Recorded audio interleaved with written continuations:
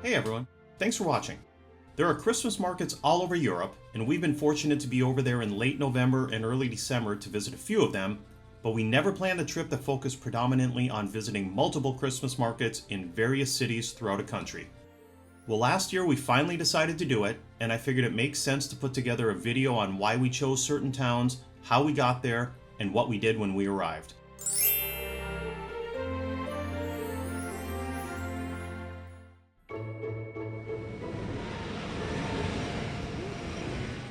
Unless there's a specific destination you have in mind, you can focus on what airport may have a direct flight for you, then map your choices from there.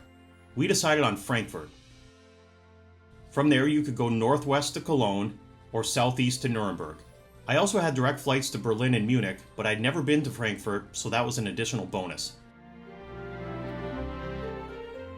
The additional towns we chose to visit were Cologne, Bonn, Aachen, Trier, then finishing back in Frankfurt.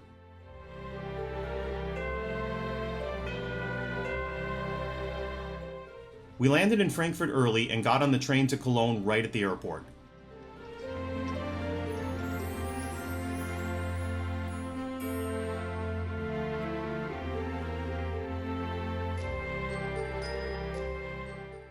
Here are some suggestions if you're deciding to plan a holiday trip like this. After deciding on the towns you're going to visit, search online to see when Christmas markets are open. If you're in a large city, you'll be fine. Some of the smaller towns may have markets open only on weekends or maybe Thursday through Sunday. If you're visiting a smaller area just for a market, it'd be a shame to get there on the day it's closed. For me, the best way to find them was to look at the tourism websites of the cities on my final list.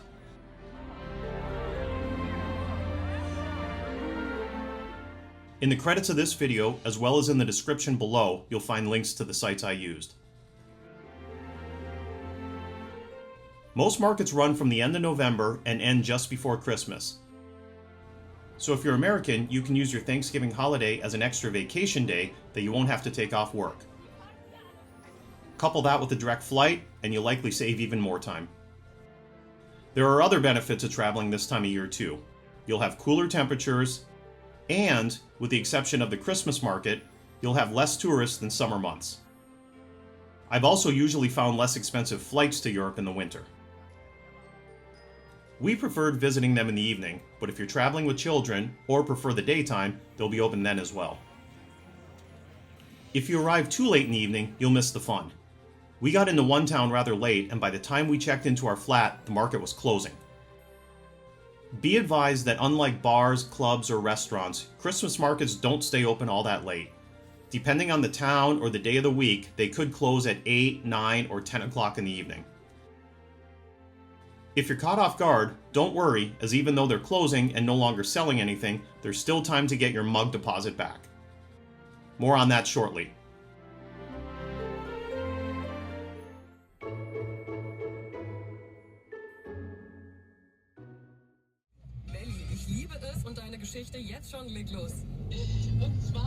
Not this one. Not this one. Not this one. This one. The easiest way for us to get around this part of Germany was via train for the first two destinations, then a car for the others. I usually do not rent a car when I'm in Europe because it's one more step to plan and one more item I have to be concerned about.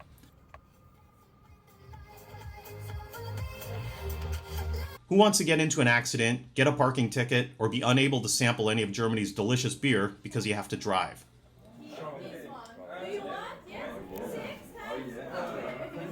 Trains work great, and you can plan multiple markets via train only. In the end, we decided that some of the sites we wanted to see would be better by car, and it really wasn't that much more expensive than train travel. After paying for the car, the extra insurance, and the cost of gasoline, I think we spent a little more than $100 a day. Between two train tickets and the downtime between potential connections, it was well worth it, and I don't think much more expensive, if at all.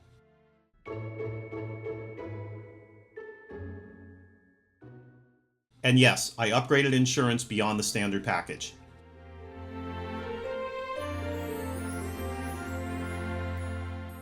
Just a few of the added benefits we received were roadside assistance if necessary, coverage if there was damage to the windshield, and remember we were on the Autobahn most days, and additional coverage should you or other people in your car or other cars end up injured.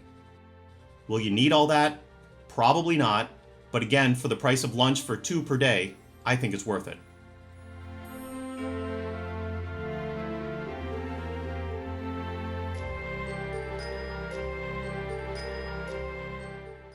Also, get snow tires.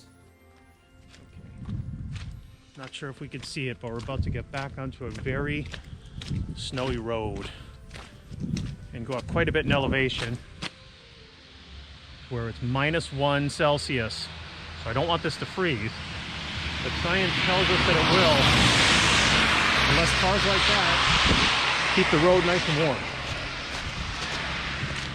That was an Audi convertible. I think I'd rather be in my Fiat now, which does have snow tires. So I'd recommend snow tires if you come here in the winter. Let common sense prevail. There was no snow in Frankfurt or Cologne, although when we went through the mountains of Luxembourg on our way to Trier, that's when we saw it. We were in a Fiat 500 with a stick shift, which had plenty of pickup, but I think she was much kinder to us since she had snow tires. So for those of you who will rent a car, I'll let you know that our travels took us from Germany into the Netherlands, through Belgium, then Luxembourg, and finally back into Germany.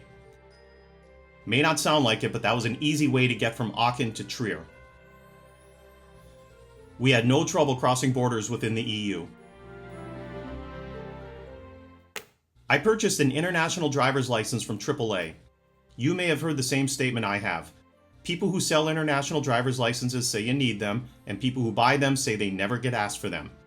An international driver's license is good for a year, and for a nominal price, I think it was worth it. I wasn't asked to show mine at the rental office, and fortunately I was never stopped while driving, but I had one if I needed one.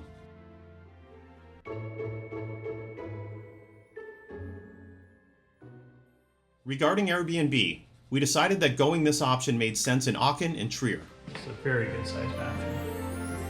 And it's brand new. And I don't know what that does. You have a light up mirror. We were staying longer and the price worked out to be less expensive.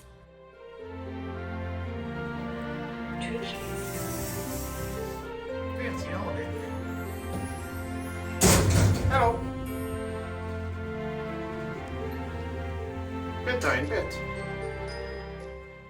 For Cologne and Frankfurt, we stayed in hotels. I noticed that several of the hotels I researched had fees for parking. Now the fees were reasonable, but pay attention to that if you're renting a car.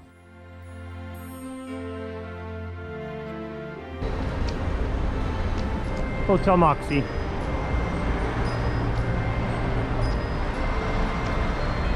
The website made it look pretty cool. I actually looked at one in Cologne too, but then we noticed Quest. The Airbnbs came with complimentary parking.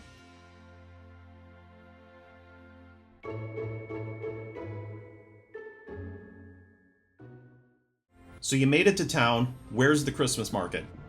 For our trip, they were all pretty much in the city center, so they're easy to find. If you're in one of the large cities with more than one market, be sure to find them all. My favorite one in Cologne is the village of St. Nicholas, located at Rudolfplatz. It's smaller than the main market near the Cologne Cathedral, but it really had a neighborhood feel.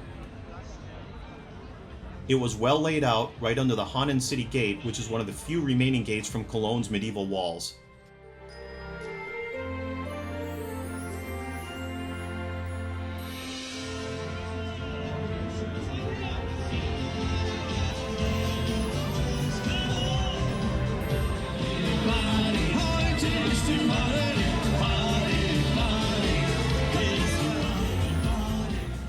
Get to the market early if you want a table to stand next to for your food or drink.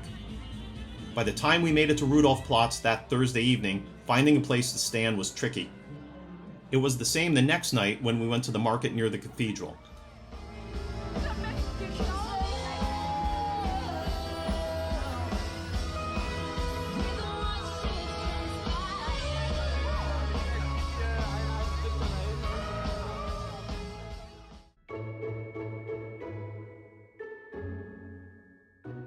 You came all this way, so you might as well splurge. Pack half as much as you normally would, or bring an empty duffel bag and fill it with gifts.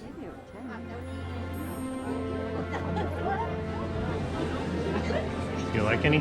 For you, Jessica? Susie? Jessica.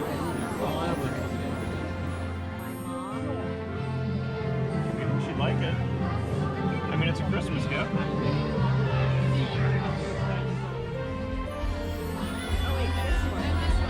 Oh, yeah.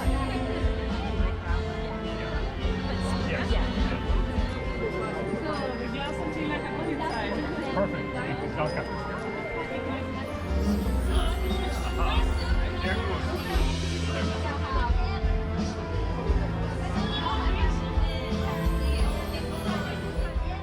Be on the lookout for year-round shops that sell Christmas gifts and other items.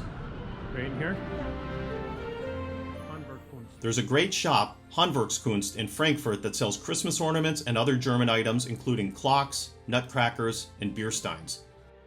It's also right next to the market, so it's easy to find.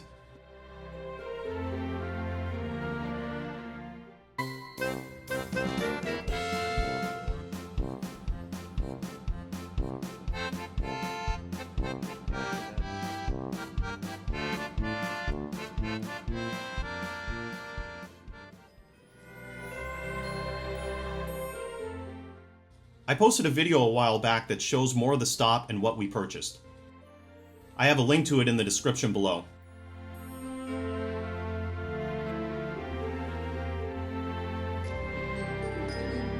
€108, 86 euros. Here's a cool little guy for only 37 euros. Yep.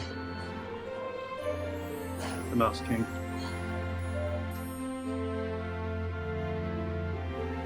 It is made in Germany. Yep. Christian Ulbrich. You can see that most of our time in markets is in the evening, but it's still fun to visit them in the daytime as well. That gives you the option to visit early and save the evening for going out to one of the restaurants or a special event. You may want to enjoy Christmas outside of a market, perhaps on a river.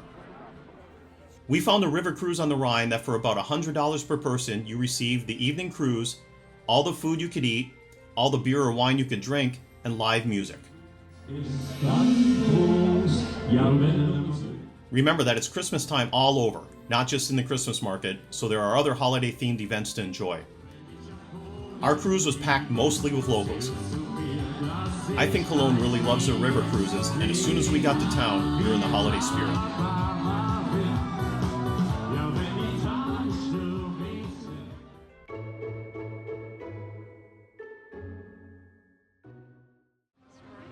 Try red mulled wine, then try white mulled wine. Red Glühwein and white Glühwein. I thought they were similar, as the spices are very forward. Even so, I still wanted to test them both.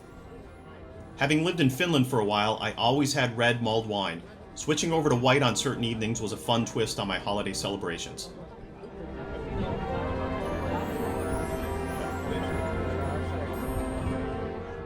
As I mentioned briefly earlier, you'll pay a deposit for the mug or chalice. You can return it and get a refund or take it home as a souvenir. We returned some and kept a few others. Not all the markets I visited had coins. You could just return the mug at any place that served drinks. If you need a deposit coin, they'll give you one with your drink purchase, and they'll answer any questions you have at the time. And try Kirschbier too. It's a warm cherry beer and is great on a cold evening. That's right to the top. Quarter liter. Quarter liter. Beer and Kirsch. As far as eating, if you're in the area of Germany where we were, be sure to try Printen. It originated in Aachen, and you could see it all over that town. It's kind of a German gingerbread cookie. We even bought some to bring back to the flat. Hello. We need to buy Printen. Yes. I did see it for sale at a market in Cologne as well, but still, Aachen is its home. Also, be sure to have a chimney cake. It's served warm, or when I bought one, it was served really hot.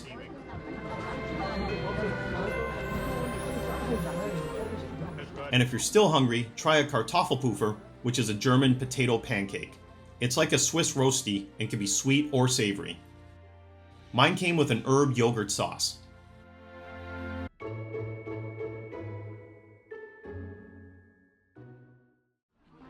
Dress appropriately. There was no snow most of the time, but it was still chilly in the evening. In Frankfurt, it was just below freezing each night. I brought a snowboard shell jacket that was thin enough to wear during the day. At night, it kept me insulated with a sweater on underneath. For my feet, I brought a pair of leather, somewhat waterproof Chelsea boots. They can handle a bit of snow should it decide to show up, and they were warm enough for me with wool socks on the nights I needed them. They're comfortable to walk in, and they're just dressy enough that they match when I wore nicer clothes for going out. I try my best to bring only one pair of shoes or boots with me, and this trip I succeeded.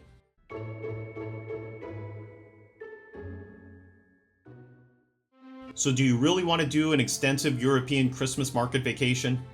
I say you do. If you ask your friends, you'll likely hear what I hear, which is, if you've seen one Christmas market, you've seen them all, so don't spend too much vacation time traveling around to see them in multiple towns. There is some truth to that, but even so, visiting multiple markets allows you the opportunity to meet people from other areas, and when we weren't at one of them celebrating the holidays, we were off exploring other sites. There's nothing wrong with going to various towns for Christmas markets, especially towns you may not normally visit. Visiting a Haribo store in Bonn, and yes, it was Christmas time in there.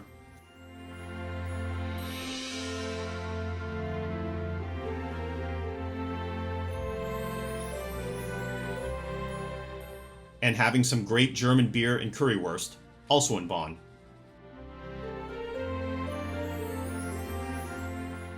Plus, if you really wanted to purchase something, didn't get around to it, and are now regretting that decision, you don't have to worry, as it will likely be for sale in the next market you visit. I see a spaceman. I also see a British chair. If you've done a Christmas market trip throughout Europe, please leave suggestions you found useful in the comments below. Thanks for watching, and please subscribe as I'll be adding more travel videos shortly.